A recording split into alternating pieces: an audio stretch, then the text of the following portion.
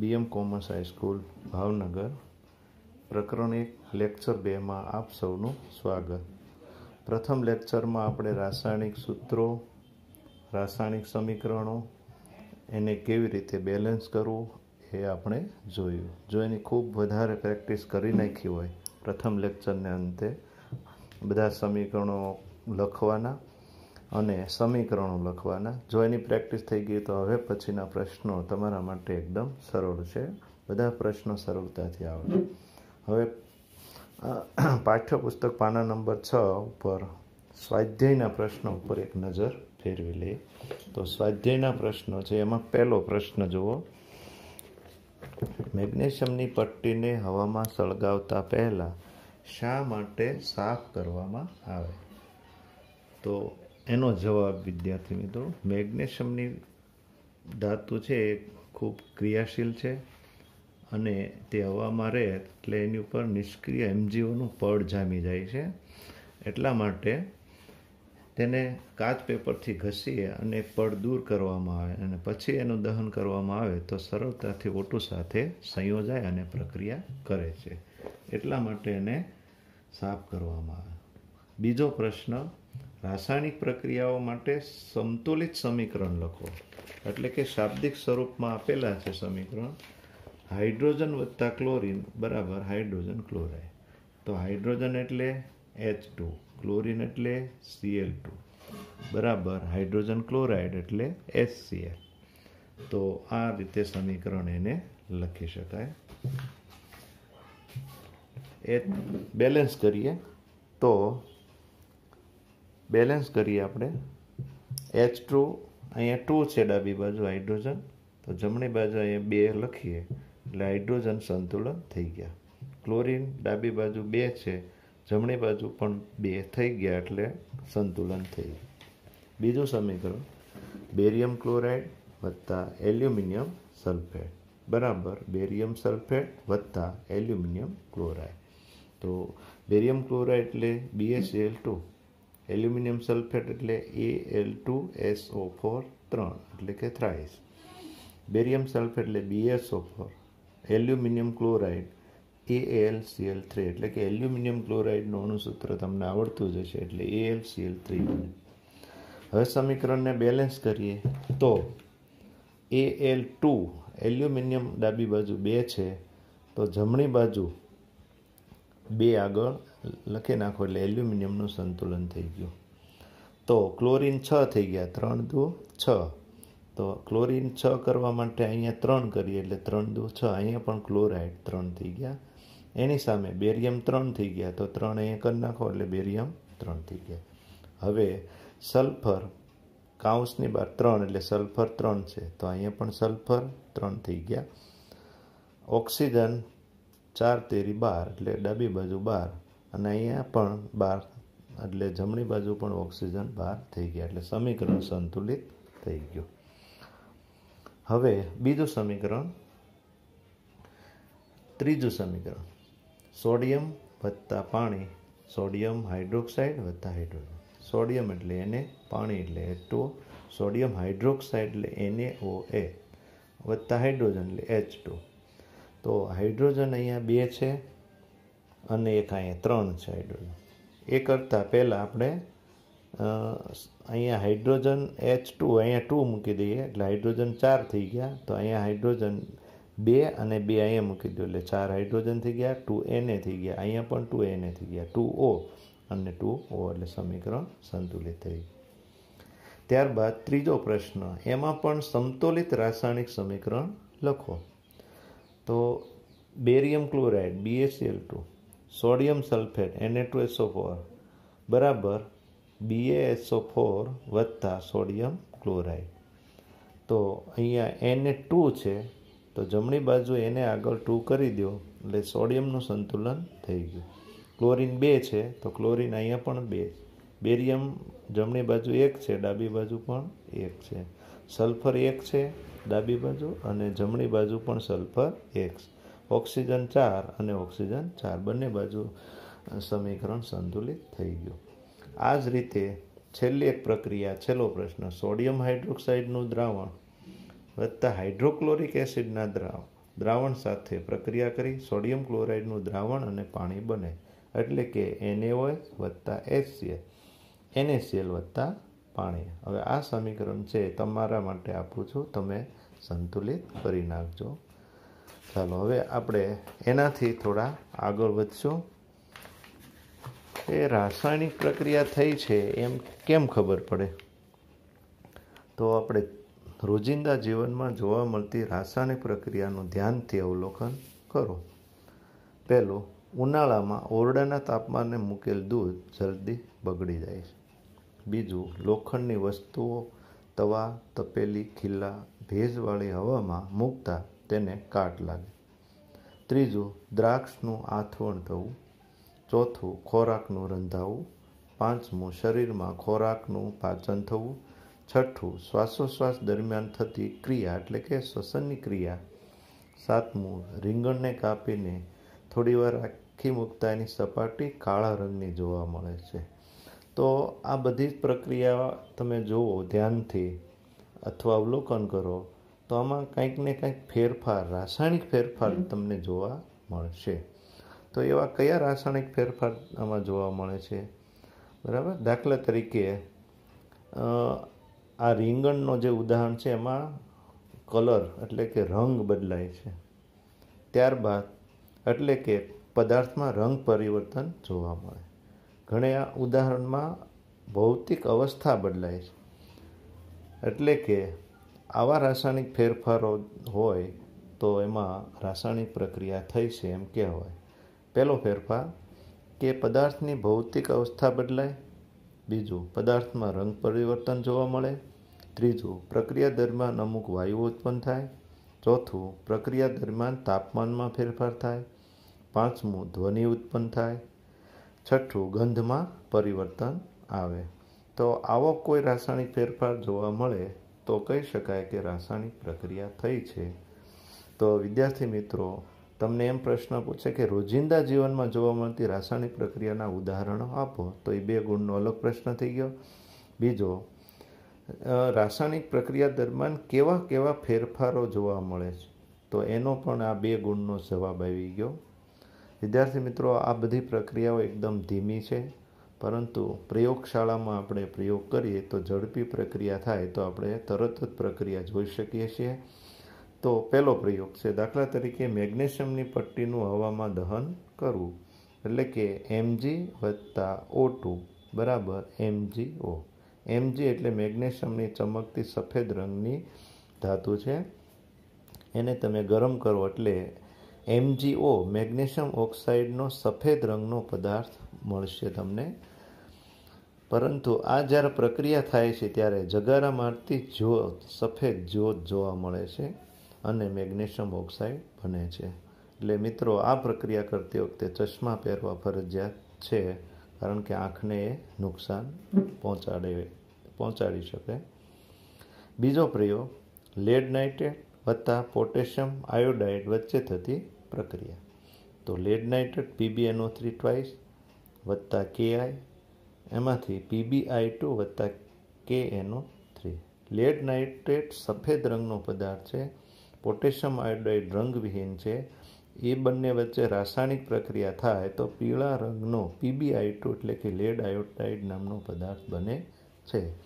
તો અવલોકન આપણે લખવું હોય તો PbNO2 NO3 ટ્વાઇસ સફેદ રંગ, Ki રંગહીન છે, PbI2 પીળા રંગનો છે અને દ્વિવિસ્થાપનની પ્રક્રિયા. દ્વિવિસ્થાપનની પ્રક્રિયા પછીના મુદ્દામાં પણ આવવાની છે, ત્યારે આપણે વધારે જોઈશું.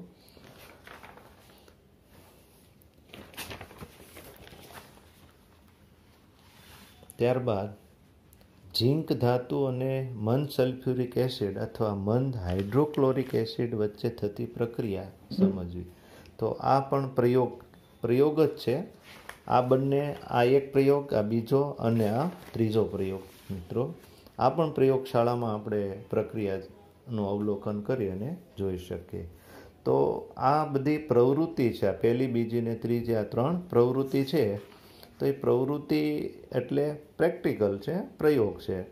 તો આ વખતે વિદ્યાર્થી મિત્રો, એ પ્રવૃત્તિમાંથી 4 ગુણનો પ્રયોગ આ પૂછાણો જે અહીંયા લખ્યો છે કે ઝીંક ધાતુ અને મંદ સલ્ફ્યુરિક એસિડ અથવા મંદ હાઇડ્રોક્લોરિક એસિડ વચ્ચે થતી પ્રક્રિયા સમજવી. એ આ વર્ષે 4 ગુણનો પ્રશ્ન પૂછાણો. કેવી રીતે પૂછ્યો? આવી રીતે પ્રશ્ન પૂછ્યો તો દાણાદાર ઝીંકની મંદ સલ્ફ્યુરિક એસિડ સાથેની પ્રક્રિયા દર્શાવતા પ્રયોગનું આકૃતિ સાથે વર્ણન કરો અને ઝીંકની સોડિયમ હાઇડ્રોક્સાઇડ સાથેની પ્રક્રિયાનું સમીકરણ લખો. એટલે અહીંયા ઝીંકની સલ્ફ્યુરિક એસિડ સાથેની પ્રક્રિયા અને ઝીંકની બેઝ સાથેની પ્રક્રિયા પૂછી છે. તો મિત્રો આ એક સમીકરણ છે ને, ઝીંકની સોડિયમ હાઇડ્રોક્સાઇડ સાથેનું પ્રક્રિયા અહીંયા ઉપર લખી છે કે ઝીંક વત્તા Na હોય એમાંથી Na2ZnO2 વત્તા H2 બને, એટલે કે સોડિયમ ઝીંકેટ નામનો પદાર્થ બને છે. હાઇડ્રોજન વાયુ એમાં પણ ઉત્પન્ન થાય છે. તો આ સમીકરણ લખવાનું હતું અને આ પ્રયોગનું વર્ણન કરવાના 4 ગુણ હતા. ચાલો પ્રયોગનું વર્ણન પણ જોઈ લઈએ. હવે કદાચ ફેરવીને પૂછે પ્રશ્ન તો પરીક્ષામાં પ્રયોગશાળામાં હાઇડ્રોજન વાયુની બનાવટનો પ્રયોગ વિગતવાર સમજાવો. પહેલો મુદ્દો, કોઈ પણ પ્રયોગ છે એમાં વર્ણન લખીએ ત્યારે એને આકૃતિ દોરી અને આ રીતે એટલા મુદ્દામાં આપણે લખવો જોઈએ. હેતુ, તો પ્રયોગશાળામાં ઝીંક એટલે જસર અને મંદ હાઇડ્રોક્લોરિક એસિડ કે મંદ સલ્ફ્યુરિક એસિડ વચ્ચે રાસાયણિક પ્રક્રિયા કરવી. સાધનો, જે સાધનો આપણે વાપરવાના છીએ: રબરનું બૂચ, કાચની નળી, શંકુ આકાર ફ્લાસ્ક અને કોનિકલ ફ્લાસ્ક. પદાર્થો: દાણાદાર ઝીંક, મંદ હાઇડ્રોક્લોરિક એસિડ કે મંદ સલ્ફ્યુરિક એસિડ. આકૃતિ દોરવાની છે. આકૃતિ દોરી અને નામ નિર્દેશન કરવું જરૂરી છે. રાસાયણિક સમીકરણ, જો પ્રયોગ દરમિયાન કોઈ પ્રક્રિયા થતી હોય તો રાસાયણિક સમીકરણ લખવું. Zn વત્તા હાઇડ્રોક્લોરિક એસિડ તો ZnCl2 વત્તા H2 બને છે. અથવા Zn વત્તા H2SO4 તો ZnSO4 વત્તા હાઇડ્રોજન વાયુ બને છે. રીત: સૌ પ્રથમ શંકુ આકારના ફ્લાસ્કમાં થોડાક દાણાદાર ઝીંક લો. ત્યારબાદ આકૃતિમાં બતાવ્યા પ્રમાણે સાધનો ગોઠવો. ત્યારબાદ તેમાં મંદ H2SO4 કે મંદ HCl એસિડ ઉમેરો. તમારું અવલોકન નોંધો અથવા જણાવો. અવલોકન: અહીં દાણાદાર ઝીંક અને મંદ HCl કે મંદ H2SO4 વચ્ચે રાસાયણિક પ્રક્રિયા થઈ H2 વાયુ એટલે કે હાઇડ્રોજન વાયુ ઉત્પન્ન થાય, જે પરપોટા સ્વરૂપે જણાય. એટલે કે અહીંયા ઝીંકના ટુકડા છે એની ઉપર ઝીણા ઝીણા પરપોટા તમને જોવા મળશે, જે હાઇડ્રોજન વાયુ છે. આ પ્રક્રિયા ઉષ્માક્ષેપક હોવાથી કોનિકલ ફ્લાસ્કને તમે સ્પર્શ કરશો તો ગરમ લાગે, એટલે કે તાપમાન થોડુંક વધારે જણાય. છેલ્લે જે પ્રયોગ કર્યો છે એનો નિર્ણય: આમ ઝીંકના દાણા અને મંદ HCl કે મંદ H2SO4 વચ્ચે રાસાયણિક પ્રક્રિયા થઈ હાઇડ્રોજન વાયુ ઉત્પન્ન થાય છે. તો વિદ્યાર્થી મિત્રો, આ SSC બોર્ડમાં પૂછાઈ ગયેલો પ્રયોગ છે અને પ્લસ આ એક સમીકરણ પણ પૂછ્યું હતું સોડિયમ ઝીંકેટ વાળું, એ પણ તમારે લખવાનું. હજી એક પ્રયોગશાળામાં એક પ્રયોગ જોઈ લઈ. મેગ્નેશિયમની પટ્ટીનું હવામાં દહન કરવું. કદાચ એ પણ પ્રયોગ સ્વરૂપે પૂછે તો એ પણ જોઈ લઈ. હેતુ: મેગ્નેશિયમની પટ્ટીનું હવામાં દહન કરવું. એવો પ્રયોગ વર્ણવો એમ કે કદાચ તો. સાધનો: બર્નર, ચીપિયો, વોચ ગ્લાસ. પદાર્થો: મેગ્નેશિયમની પટ્ટી. આકૃતિ દોરો અને નામ નિર્દેશન કરો. અહીંયા વોચ ગ્લાસ છે. રાસાયણિક સમીકરણ: મેગ્નેશિયમ વત્તા O2 તો મેગ્નેશિયમ ઓક્સાઇડ બને છે. અમને વોચ ગ્લાસમાં લઈ તો લેશો તો સફેદ રંગનો પદાર્થ જોવા મળશે. રીત: સૌ પ્રથમ એક મેગ્નેશિયમની પટ્ટી લો. આકૃતિમાં બતાવ્યા પ્રમાણે સાધનોની ગોઠવણી કરો. હવે મેગ્નેશિયમની પટ્ટીને ચીપિયાની મદદથી પકડી બર્નરની જ્યોત ઉપર ગરમ કરો.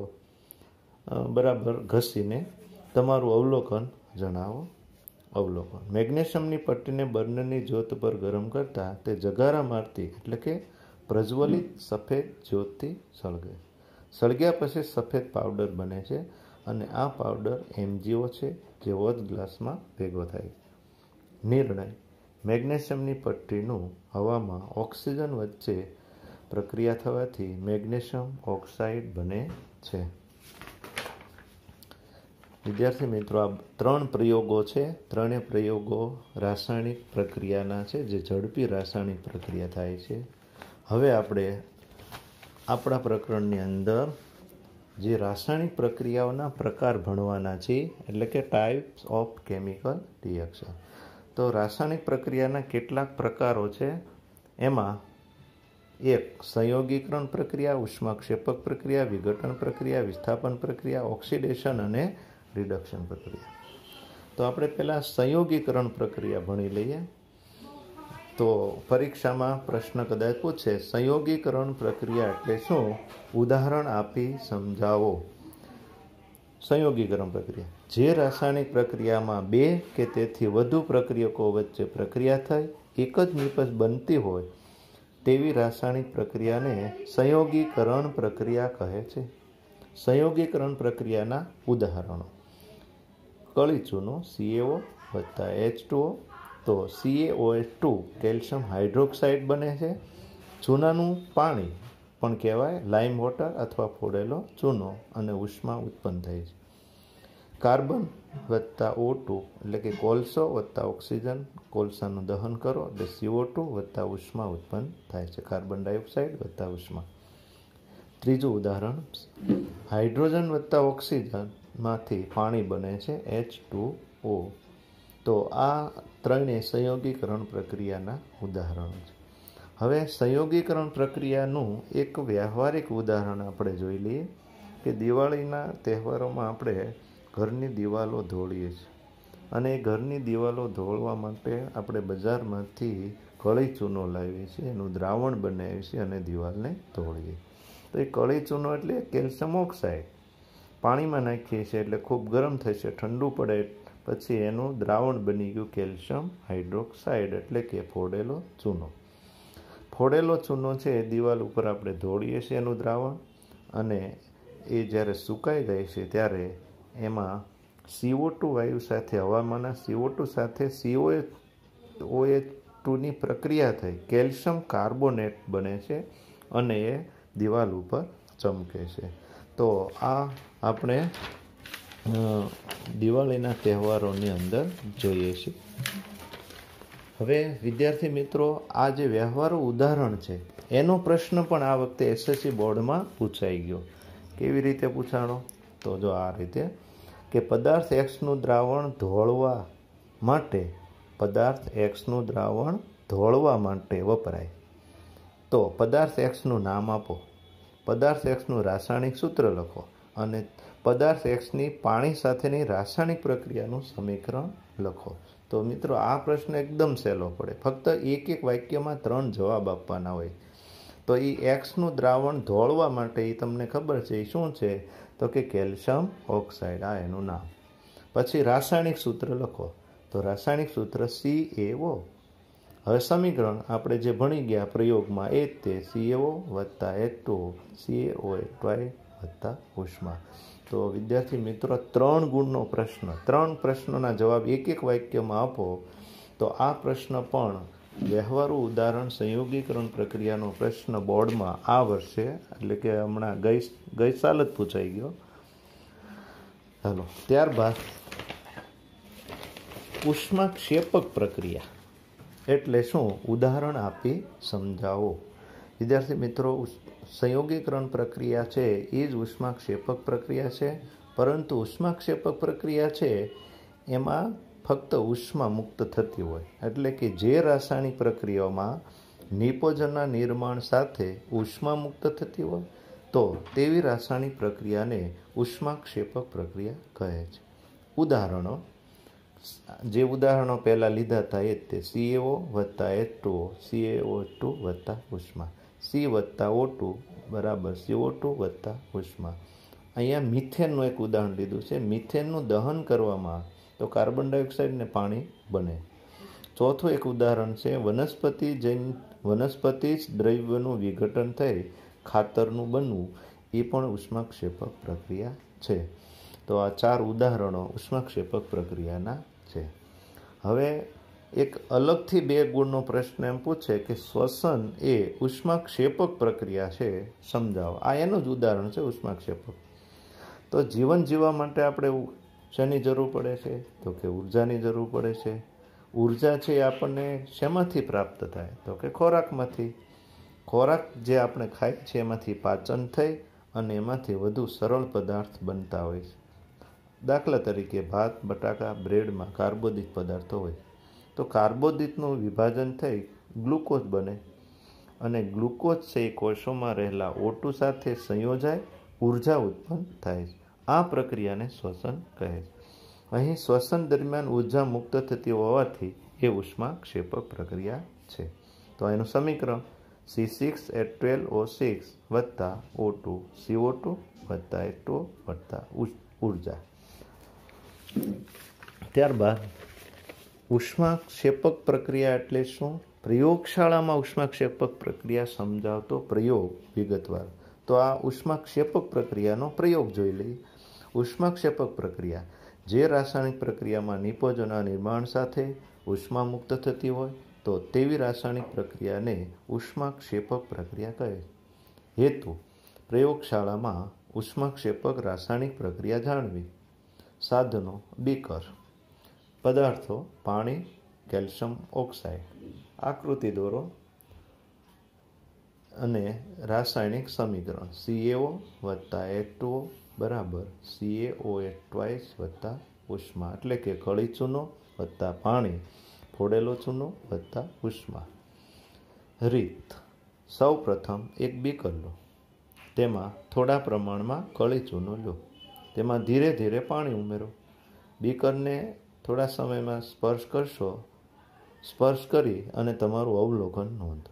અવલોકન: બીકરને સ્પર્શ કરતાં તે ગરમ જણાય, એટલે કે કળી ચૂના અને પાણી વચ્ચે રાસાયણિક પ્રક્રિયા થઈ કેલ્શિયમ હાઇડ્રોક્સાઇડ અને પુષ્કળ પ્રમાણમાં ઉષ્મા ઉત્પન્ન થાય છે.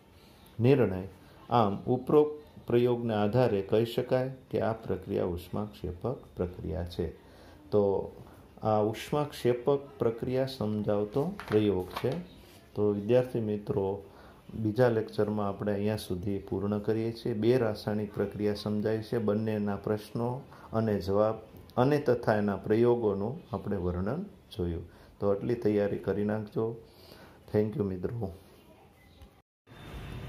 વિદ્યાર્થી મિત્રો, આજે આપણે જે પ્રથમ લેક્ચર છે રાસાયણિક પ્રક્રિયામાં મેગ્નેશિયમની પટ્ટીનું દહનનો પ્રયોગ બતાવો. સૌ પ્રથમ આ મેગ્નેશિયમની પટ્ટી છે. આ મેગ્નેશિયમની જે પટ્ટી છે એની ઉપર નિષ્ક્રિય MgOનું પડ જામેલું, એટલે એને ઘસીએ અને સાફ કરેલી છે, ત્યારે સાફ કરી અને પછી એનું દહન કરવાનું. પણ એક વસ્તુ ધ્યાન રાખજો વિદ્યાર્થી મિત્રો, કે અહીંયા આપણે જ્યારે મેગ્નેશિયમની પટ્ટીનું દહન કરીએ છીએ ત્યારે એકદમ પ્રજ્વલિત, ખૂબ તેજ સાથે સળગે છે, એટલે આપણી આંખો અંજાઈ જાય. એટલે ચશ્મા પહેરીને જ પ્રયોગ કરવો જોઈએ અને બહુ લાંબો સમય આ જે જ્યોતને જોઈ શકાય નહીં. એટલા માટે હું પણ ચશ્મા પહેરી લઉં છું. અને હવે આપણે મેગ્નેશિયમની પટ્ટીનું દહન કરીએ છીએ. બરાબર, પ્રયોગ તમારા લેક્ચરમાં સમજાયો છે, પરંતુ હવે આપણે પ્રયોગને પણ નિહાળીએ. તો અહીંયા મેગ્નેશિયમની પટ્ટીનું દહન થશે, એટલે મેગ્નેશિયમ ઓક્સાઇડ અત્યારે આ સફેદ રંગની છે, તમે જો શ્વેત રંગ. બરાબર, હવે આપણે સળગાવીએ છીએ તો તમે જુઓ, બરાબર, એકદમ પ્રજ્વલિત થઈ અને સળગે છે. હવે અહીંયા આગળ આ જે સફેદ રંગનો પદાર્થ છે, આ સફેદ રંગનો પદાર્થ એ શું છે? મેગ્નેશિયમ ઓક્સાઇડ છે. બરાબર, તો આ રીતે મેગ્નેશિયમની પટ્ટીનું દહન કરીએ એટલે મેગ્નેશિયમ ઓક્સાઇડ ઉત્પન્ન થાય છે. તો મેગ્નેશિયમની પટ્ટી શા માટે લીધી આપણે? તો કે મેગ્નેશિયમની ધાતુ છે એકદમ ક્રિયાશીલ ધાતુ છે, ઝડપથી સળગે છે, એટલા માટે આપણે મેગ્નેશિયમની પટ્ટીનું દહન કર્યું. થેન્ક યુ વિદ્યાર્થી મિત્રો. તો હવે આપણે પ્રયોગશાળામાં હાઇડ્રોજન વાયુ ઉત્પન્ન કરી અને એની ચકાસણી પણ કરીશું. અહીંયા અત્યારે સ્ટેન્ડની જરૂર નથી, કારણ કે અહીંયા સામું દેખાય છે તમને. અહીંયા આપણે પહેલાં પ્રયોગમાં પણ આપણે કોનિકલ ફ્લાસ્ક લીધો હતો, પણ અહીંયા એક વ્યવસ્થા એવી છે કે આ વિમોચન નળી છે એને અહીંથી ગોઠવી શકાય. એટલે કાણાવાળા બૂચની જરૂર નથી, નહીં તો અહીં કાણામાંથી વિમોચન નળી પસાર કરવી પડે. એની બદલે આ રીતે બૂચ અહીંથી પેક થઈ જાય, અહીંથી હાઇડ્રોજન વાયુ પ્રક્રિયા થશે આમાં, એટલે ઉત્પન્ન થશે. આને સાબુના દ્રાવણમાં, આ સાબુનું દ્રાવણ છે, આમાં આપણે નળી રાખશું એટલે હાઇડ્રોજન વાયુના પરપોટા અહીંયા થશે. તો હાઇડ્રોજન વાયુના પરપોટા થાય પછી આપણે મીણબત્તીથી પરપોટા પાસે લઈ જઈશું એટલે ધડાકા સાથે થોડોક અવાજ આવશે અને એની સાથે એ હાઇડ્રોજન વાયુનું દહન થાય છે. એટલે ખ્યાલ આવશે કે હાઇડ્રોજન વાયુ છે એ ઉત્પન્ન થાય.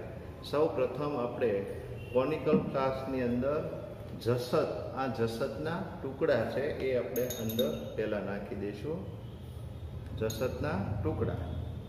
પછી મંદ એસ્ટ્રોએસોફર અથવા મંદ હાઇડ્રોક્લોરિક એસિડ આની અંદર નાખશું એટલે પ્રક્રિયા શરૂ થશે. જેવી પ્રક્રિયા શરૂ થશે એટલે અહીંથી હાઇડ્રોજન વાયુ છે એ વિમોચન નળી મારફત સાબુના દ્રાવણમાં પરપોટા ઉત્પન્ન થશે. અને અહીંયા તમને પ્રક્રિયા થતી છે એ ઝીંકના ટુકડાની આજુબાજુ ઝીણા ઝીણા બૂંદ દેખાશે પરપોટા, એટલે ખ્યાલ આવશે. હવે આપણે બૂચ, આ સલ્ફ્યુરિક એસિડ છે મન, એટલે હું આ સલ્ફ્યુરિક એસિડ આની અંદર એડ કરી દઉં છું, આમાં ઉમેરું છું એટલે તરત પ્રક્રિયા થવાનું શરૂ થઈ જાય. એટલે બૂચ લગાવી દઈશું અને વિમોચન નળી આપણે સાબુના દ્રાવણમાં રાખીશું. તો હવે આપણે આની અંદર એડ કરીએ છીએ હાઇડ્રોક્લોરિક એસિડ, આપણે મંદ નાખ્યું છે. હવે આપણે બૂચ બંધ કરી દઈશું. તો અહીંયા રાસાયણિક પ્રક્રિયા છે એ ધીમે ધીમે થશે. જેવી રાસાયણિક પ્રક્રિયા થશે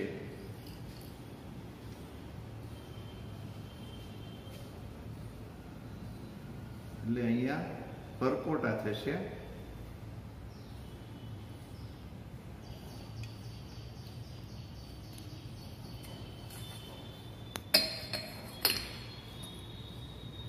થોડોક એસિડ મંદ છે, પ્રક્રિયા ધીમી બતાવે છે, પરંતુ આપણે થોડોક સાંદ્ર HCl નાખીએ એટલે પ્રક્રિયા ઝડપી થશે.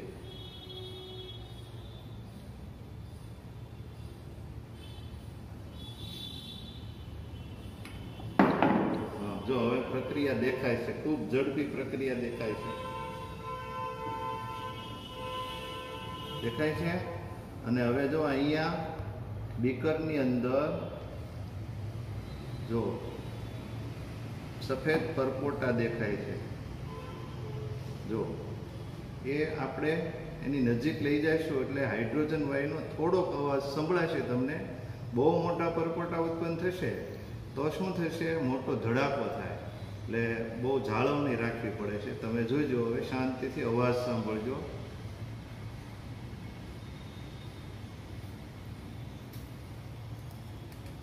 બહુ ધીમો અવાજ આવે છે.